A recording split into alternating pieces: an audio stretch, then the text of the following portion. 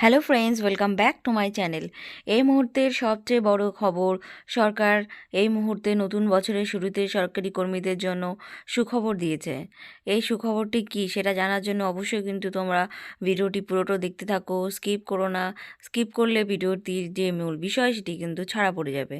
আর যদি তোমরা চ্যানেলে নতুন হয়ে থাকো, রিকোয়েস্ট রইল অবশ্যই কিন্তু চ্যানেলটিকে সাবস্ক্রাইব করে রাখতে পারো এরকম ইনফরমেটিভ ভিডিও সবার আগে তোমাদের মোবাইলে দেখার জন্য। আর ভিডিওটি ভালো লাগলে লাইক করতে ভুলো না। তোমাদের এক একটি লাইক আমাকে অনেক বেশি মোটিভেট করে পরবর্তী ভিডিওগুলো তৈরি করার জন্য। তো বন্ধুরা, মূল ভিডিওতে আসা যাক।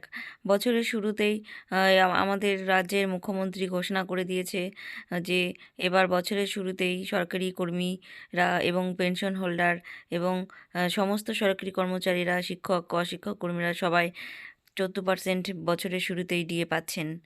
তো এই 14% দিয়ে যদি বছরের শুরুতে আমরা পেয়ে থাকি তাহলে সরকারি কর্মীদের স্যালারি কিন্তু অনেকাংশ বেড়ে যাবে। অলরেডি আমাদের কিন্তু কেন্দ্রীয় সরকার ডিএ ঘোষণা করে দিয়েছে। কেন্দ্রীয় সরকারের সঙ্গে রাজ্য সরকারের ডিএ কিন্তু অনেক ফারাক আছে। তারপরেও আরও যদি ডিএ ঘোষণা হতে থাকে পরপর কেন্দ্রীয় সরকারের, তাহলে কিন্তু রাজ্য সরকারি কর্মীদের সঙ্গে আর কেন্দ্রীয় সরকারি কর্মচারীদের ফারাক কিন্তু আকাশ পাতাল হয়ে দাঁড়াচ্ছে। এই মতো অবস্থায় আমাদের রাজ্যেও অবশ্যই কিন্তু ডিএ বাড়ানো উচিত। কিন্তু আমাদের রাজ্যের মুখ্যমন্ত্রী বলেছেন ডিএ আমাদের ঐচ্ছিক বিষয় নয়। এটা কিন্তু অবশ্যই কিন্তু একটা খারাপ দিক।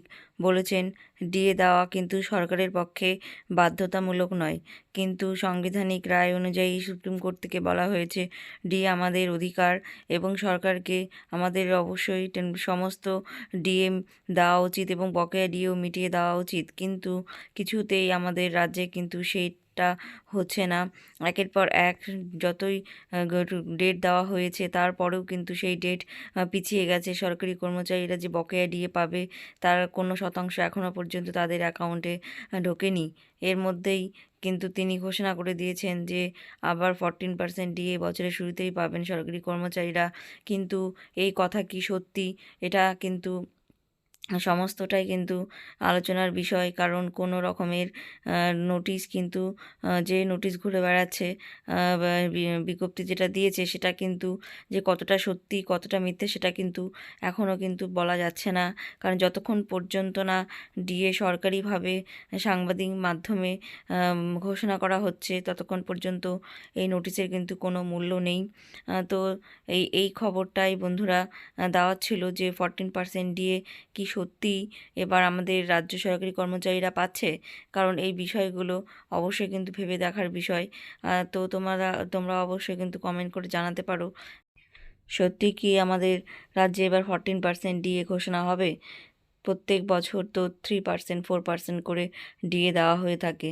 তো এই 14% ডিএর বিষয়টা সবার মাথায় ঘুরছে, কারণ অলরেডি এই বিষয়টা নিয়ে সমস্ত জায়গায় একই প্রশ্ন চলছে যে 14% ডিএ ঘোষণা করা হয়েছে, কিন্তু এই বিষয়টা কতটা কি সত্যি সেটা এখনও বলা যাচ্ছে না। তো অবশ্যই তোমরা কমেন্ট করে আমাকে কিন্তু জানাতে পারো যে এটা কি সত্যি না মিথ্যে। তো বন্ধুরা, ভিডিওটি ভালো লাগলে অবশ্যই কিন্তু কমেন্ট করো, আর লাইক কমেন্ট সাবস্ক্রাইব করতে কেউ ভুলো না। দেখা হচ্ছে নেক্সট কোনো ভিডিওতে। টিল দেন সবাই ভালো থেকো, সুস্থ থেকো। Thanks for watching.